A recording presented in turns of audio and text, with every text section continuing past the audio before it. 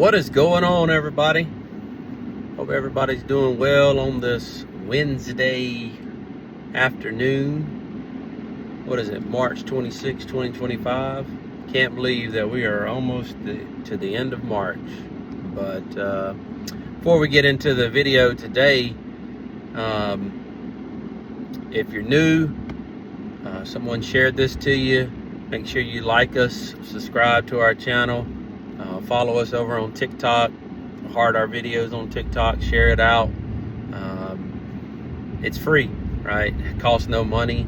Obviously, we're still a new and upcoming channel, so we're trying to get this thing growing. And I see a lot of traction on TikTok, not so much on YouTube yet, but just gotta keep being consistent and keep uploading videos. But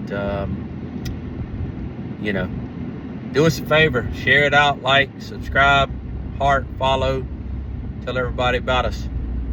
But today I just wanted to talk briefly about something interesting that I came across.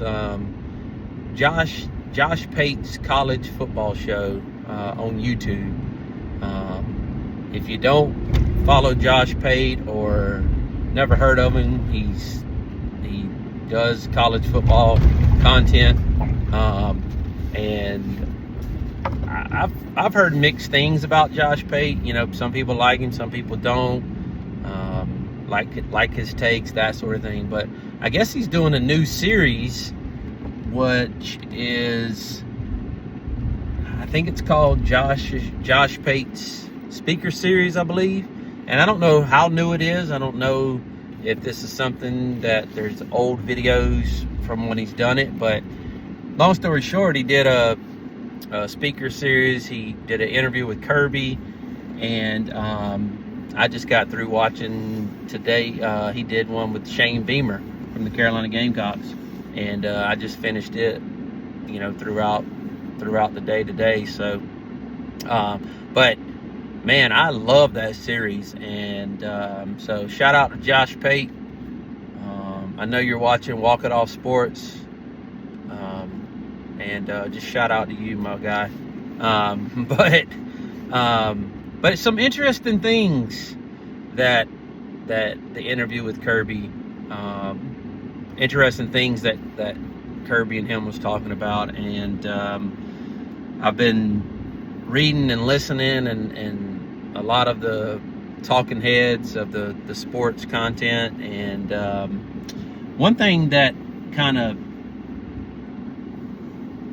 ruffled my feathers a little bit is,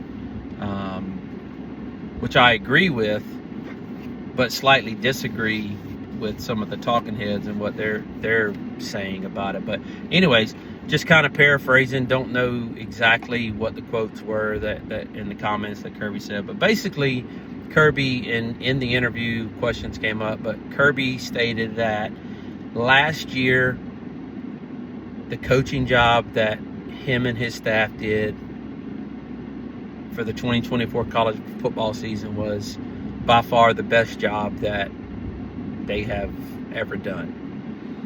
And you sit there and you think about that, and you're like, man, you've won back-to-back national championships, you've won SEC championships, and some people may think, how is that the best coaching job that you've done? And you did win the SEC championship. You lost 3 games. You lost into the second round of the playoffs because you had the first round bye. You lost to Notre Dame, you know, et cetera, et cetera.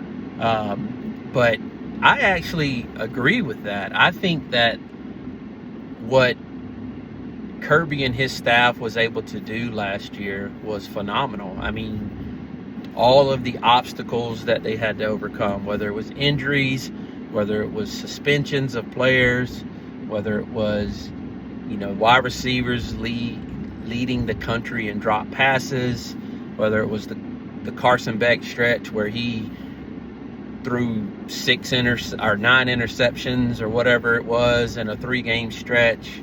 And I remember just throughout the season, just, you know, talking with my buddy that does the channel with me, and I'm like, man, despite all of those things,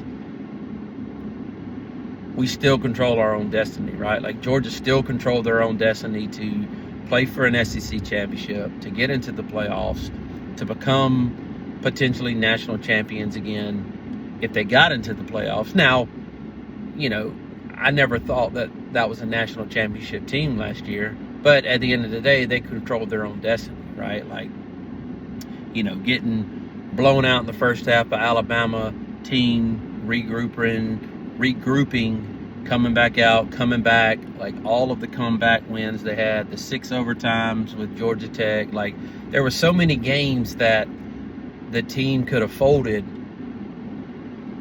but yet they overcame the obstacles in that game and won the game. And I agree with what Kirby said. I think that coaching job that him and his staff did last year was by far the best that any season. I mean, you don't have Lad McConkey last year, or Brock Bowers, or Nolan Smith, or N'Kobe Dean, or Jalen Carter, and I know those guys. Some of those guys were before, left potentially before 2023. But what I'm saying though is, you're still recruiting in the top 5. However, somewhat with the transfer portal, NIL, and all that, your talent doesn't necessarily drop, but your lack of depth gets less and less, if that makes sense.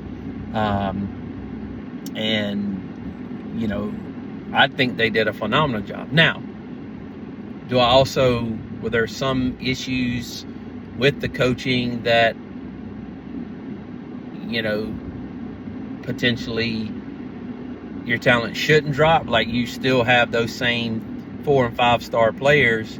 However, are the coaches getting everything out of those players that they can get out of, right? Like, everybody, the whole talk in most Georgia fans is everybody's over the Mike Bobo hype, right? Like, everybody wants Mike Bobo fired, who is the offensive coordinator. In Mike Bobo's first stint as offensive coordinator at Georgia, he wasn't the issue. I mean, Georgia was still averaging 35, I believe it was 35 to 38 points per game, right? Back then, it was all about defense and that sort of thing, right? Then, his first year coming back to Georgia as offensive coordinator, he averaged 40 points a game. Todd Monken Todd Monken's last year was like 41 points per game. So there wasn't a huge drop-off in that.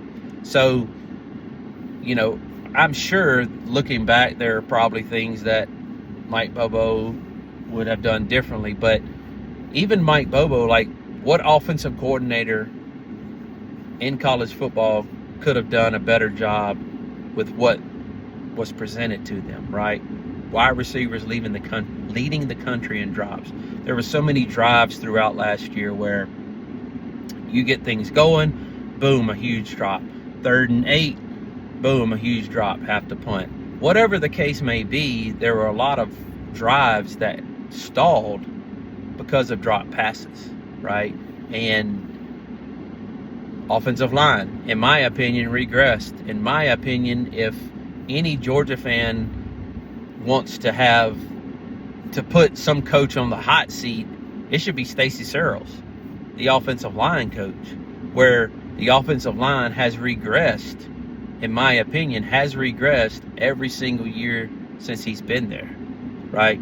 I mean, our offensive line last year was supposed to be one of the best in the country, and they wasn't the best in the country. They didn't do their job to open up the run game, right? Like, Georgia lacked a run game last year, which is when you hear that, you're like, man, Georgia did not rush the ball well, because that's not a normal thing at the University of Georgia, right? So, anyways, I thought it was just very interesting where, this particular person was, like, I guess in a way throwing shade, saying that it's the coach's fault that the team didn't do better last year than what they did, right? It's the coach's responsibility to coach up the talent and that sort of thing, which it is the coach's responsibility to get the players better and that sort of thing, right? Like, it is. But despite all of that, what Kirby and his staff was able to do with all of the obstacles and adversity that they were able to face, or adversity that they faced, and still come out as SEC champions, and still make it to the playoffs. I thought that was a phenomenal job. I mean, I think if you take any other head coach in the country, any other offensive coordinator in the country, any other defensive coordinator in the country, whatever it may be, there's no way that they come out with the same record that Georgia came out with last year. Kirby is the best head coach in college football, hands down. He is the best head coach in college football. So, but anyways, enough of a little rant video there. But I just thought it was interesting, like, you know, that Kirby said that, because I was thinking the same thing, like, before Kirby even said that today, like, talking to my buddy that does the channel with me, like, man, they done a phenomenal job. I mean, with everything that was handed to them, they did a phenomenal job.